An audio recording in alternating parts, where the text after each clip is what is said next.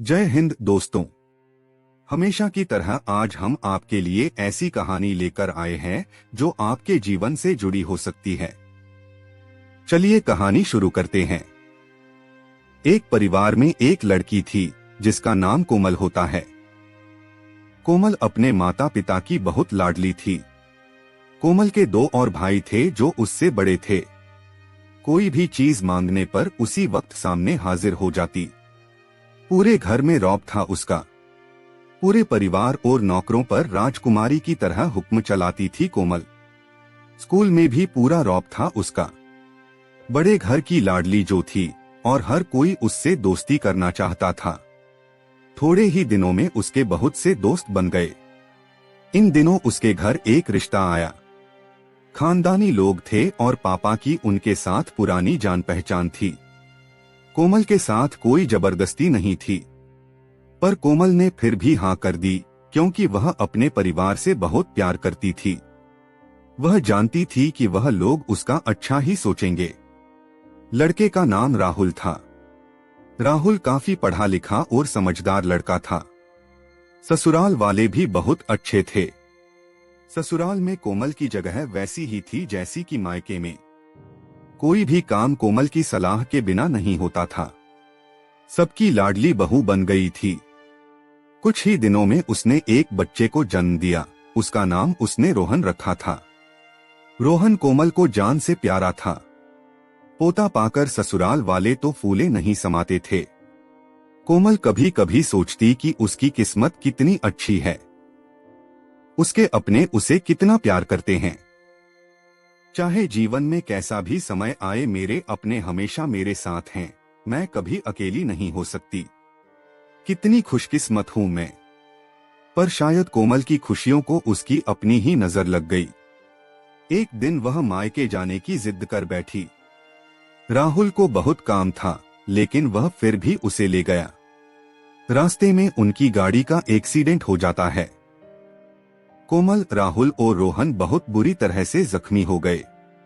काफी दिनों के इलाज के बाद राहुल और रोहन तो ठीक हो गए, लेकिन कोमल पूरी तरह ठीक ना हो सकी। सर पर चोट लगने के कारण वह अपनी आंखों की रोशनी खो बैठी। अब कोमल की किस्मत जैसे उल्टे पांव चलने लगी। मायके वाले कुछ दिनों तक उसे मिलने आते रहे, फिर कभी कभार फोन ही करके पूछ लेते कि वो कैसी है। धीरे धीरे ये सिलसिला भी कम हो गया। ससुराल वालों की सहानुभूति भी कम होने लगी। घर में किसी को पास बैठने के लिए कहती तो जवाब मिलता बहुत काम है। राहुल भी चिड़चिड़ा हो गया था। बस रोहन ही था उसके साथ, जिसके साथ हंसते खेलते उसका वक्त गुजरता। एक दिन कोमल के हाथ से कुछ सामान गिर गया, जिसकी वजह से रोहन को हल्की सी चोट लग गई। कोमल के सास ससुर ने रोहन को उससे अलग कर दिया कि कहीं उसके ना देखने की वजह से बच्चे का कोई नुकसान ना हो जाए। कोमल अंदर से टूट चुकी थी। एक दिन उसने सबके सामने मायके जाने की इच्छा रखी तो राहुल उसे तुरंत मायके छोड़ आया, जैसे कि वह भी यही चाहता था। लेकिन रोहन को उसके साथ नहीं भेजा गया। कोमल कभी रोहन से दूर नहीं रही थी, पर अपनी कमी के कारण उसने ज्यादा बहस नहीं की। कोमल को लगा कि वह 3-4 दिन वहां रहेगी तो थोड़ा हवा पानी बदल जाएगा, क्योंकि वह कितने दिनों से कहीं भी बाहर नहीं गई थी। घर वाले भी इतने दिनों बाद उसे देखकर कितने खुश होंगे। कोमल के घर पहुंचने पर सब लोग बहुत खुश हुए। खाने में सब कुछ कोमल की पसंद का ही बना था। उसने अपने मम्मी पापा और भैया भाभी से दिल खोलकर बातें की। उनके छोटे छोटे बच्चे भी बुआ के साथ घुल मिल गए थे। रात को सोने के वक्त जब वह कपड़े बदलने लगी तो उसे पता चला कि उसका बैग तो बहुत भरा हुआ था। वह सब समझ गई। वह बहुत उदास हो गई।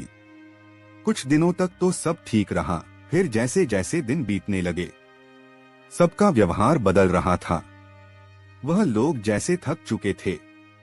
सब लोग घूमा फिराकर पूछने लगे कि राहुल कब आ रहा है, उसे ले जाने। वह बहाना बना देती, जबकि वह जानती थी कि उस घर में अब उसके लिए कोई जगह नहीं। कोमल से चलते वक्त कुछ ना कुछ नुकसान हो जाता। थोड़ी बहुत टोकाटाकी उसे सुनाई देने लगी। एक दिन उसके हाथ से लगकर एक कीमती फूलदान टूट गया। छोटी भाभी ने बहुत हंगामा मचाया। कोमल के माता पिता रोज रोज के झमेलों से तंग आ गए थे। उन्होंने राहुल को खुद से फोन कर दिया। राहुल कोमल को अपने घर ले गया। कोमल को अपने परिवार वालों से ये उम्मीद ना थी। जिस कोमल के कहे बिना घर में एक पत्ता भी नहीं हिलता था, उस घर के लिए वह अब बोझ बन चुकी थी। राहुल के साथ ससुराल आते वक्त वह बहुत खुश थी, क्योंकि वह अपने घर जा रही थी, अपने जिगर के टुकड़े रोहन के पास। परंतु यह खुशी भी कुछ पल की ही थी। सारा बंदोबस्त पहले ही किया गया था। कोमल को सीधे ऊपर वाले कमरे में पहुंचा दिया गया। रोहन से दूर रहने की सख्त चेतावनी दी गई। एक कामवाली को उसकी जिम्मेदारी सौंपी गई, जो उसके खाने पहनने जैसी जरूरतों का ध्यान रखती। कोमल ज्यादातर चुप ही रहती, कभी कभी कामवाली से थोड़ा बात कर लेती। उसके जरिए रोहन का पता चल जाता। सबकी लाडली बेटी और बहू सबके लिए लाडली से बोझ बन चुकी थी। दोस्तों, आपको ये कहानी कैसी लगी कमेंट में जरूर बताएं। ऐसी वीडियो के लिए चैनल को सब्सक्राइब कर लें।